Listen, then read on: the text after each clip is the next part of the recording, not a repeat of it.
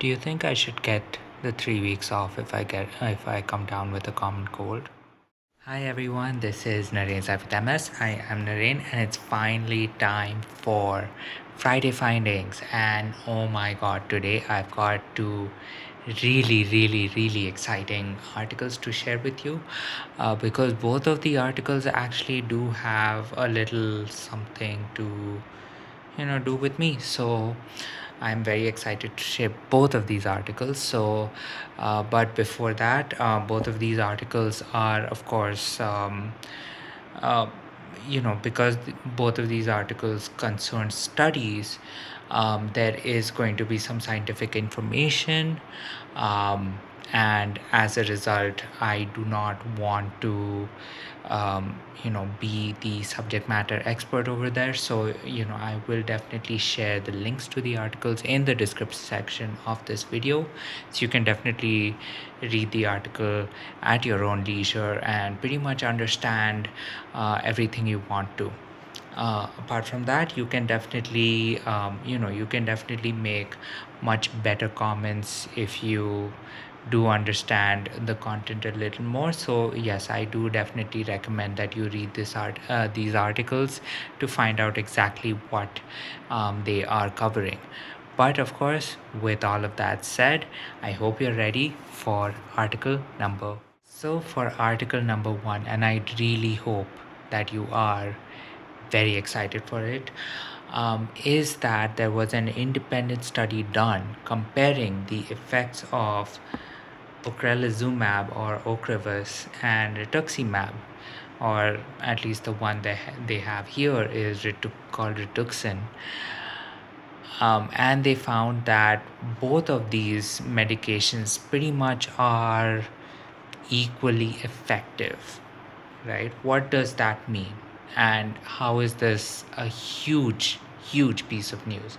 Well, first of all, rituximab, in comparison to ocrelizumab, is much cheaper, considering that it has been out in the market for a much longer time, and as a result, of course, is given off label to for many medical conditions, and as a result, has been there in the market for a very long time.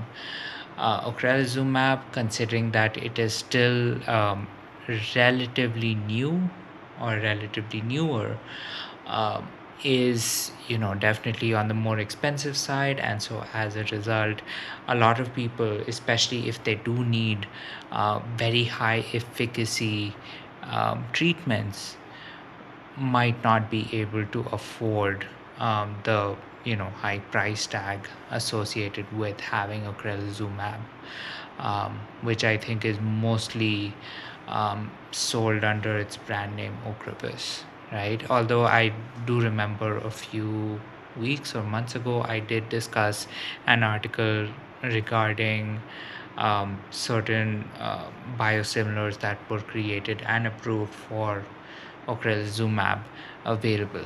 But despite that, one thing I definitely would say is that rituximab is much cheaper.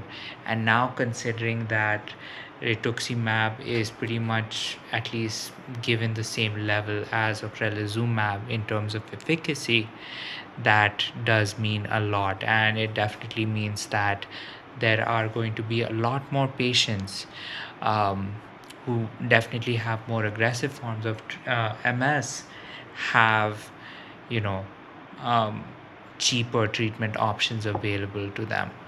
Uh, so of course this is huge news, and considering that I've been a rituximab user for, I'd say, the past 8 years, I am definitely very happy that this news has come out, and that more patients will have easier access to um, getting very high efficacy MS treatment.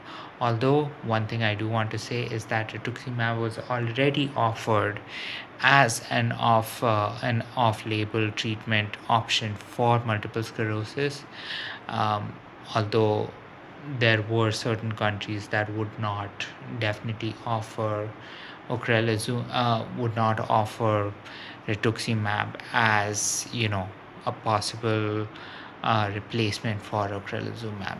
And I think with this news, it will become a lot easier.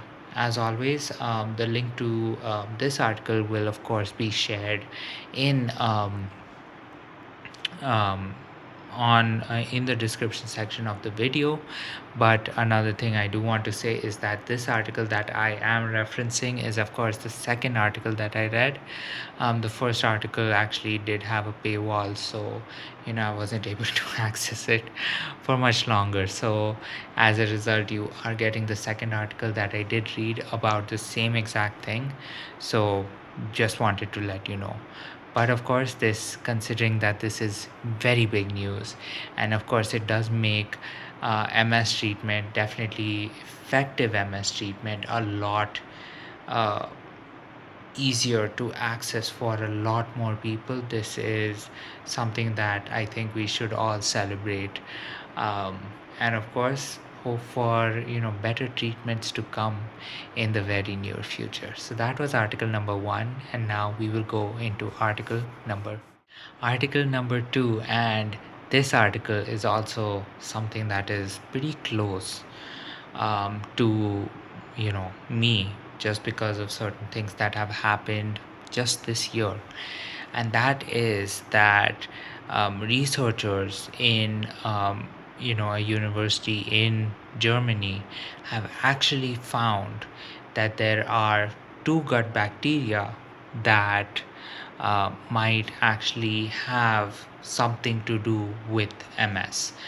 Now, considering that this research is still in the very early stages, and actually, before I get to that, I do want to say that I did share news regarding the fact that I did have I did give a sample of my saliva to just get an understanding of my gut bacteria the last time I was at the hospital. So maybe the research that happens as a result of my sample does end up giving more indication or more information regarding what was studied in Germany. So yes, in Germany, you know, researchers actually studied twins, 81 sets of twins, where only one of the twins actually developed MS, and pretty much researched the gut bacteria um, present in both of the siblings, or both of the twins, um, you know guts. And one thing that they found was that there were two gut bacteria that were definitely present a lot more in the twin that actually had MS versus the twin that was healthy. And of course, as you know, I do have my trusty piece of paper where I have written them out, because I wasn't able to memorize the names of both of these gut bacteria. But the gut bacteria's names are, of course, Eisenbergiella Lai, or I will just call it Eli. And the second one is called the it's the Lacroclostridium. Lacroclostridium. Now, both of these bacteria are actually from the same family, called the Lacnospiraceae, or Lacrospiraceae family, which means that the presence of both of these bacteria in people with MS are of course at much higher, much higher concentrations than the healthy people. So what did these scientists do to pretty much come up with these two bacteria? Well, besides just finding these two bacteria in much higher concentrations, they actually did take out this bacteria and did inject them into mice subjects. And these mice actually ended up developing MS-like symptoms pretty much showing or at least indicating that there is a chance that uh, people who definitely have these these two gut bacteria in higher concentrations might actually develop MS or might actually be linked to MS. Now, considering that this was a very early stage study, this was, of course, only done with mice models. This is still very early on, and there definitely does need to be a lot more research done. And so I'm pretty hopeful that the little sample that I provided might actually go on to show the same exact thing at much higher concentrations. And considering that it was not only me that gave saliva, but it was also my father who gave saliva, I'm pretty sure that they can see if the concentration of Eli and the other one, uh, it's much easier to say, um, and the other bacteria might actually um, give more hints as to whether there is a possible correlation, or better yet, a possible causation. Even the causation is a very hard thing to prove, but definitely a much higher correlation in the presence of higher concentrations of these gut bacteria, and of course developing MS. So again, the link to this article, and this article is definitely a lot more scientific in comparison to the previous one. I have shared the link of this article in the description section of the video, so you can definitely check it out. But with that being said, this was article number 2. So, what did you think of both of these articles? I thought these articles, considering that, they're a little personal to me, I definitely had, um, a much better, um, I was able to relate to these articles maybe a little more. But it is great to know that there are some very big changes that are happening in the MS world, both with a study that is showcasing that there are very effective treatments available to people from all walks of life, and alongside that there is also the ability to maybe find a certain better correlation of MS development to our gut bacteria.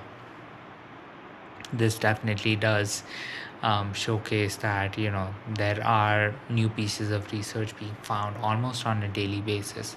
And it's very funny to think that just a few weeks ago, or maybe it was many weeks ago, or maybe it wasn't very many, it was a few weeks ago, I was actually sharing a study regarding how there might be the possibility of gut bacteria influencing the development of MS. So knowing that there has been a certain study that has actually found something, I am very hopeful that there might be a lot more research happening very, very shortly on this topic, and of course the other topic as well.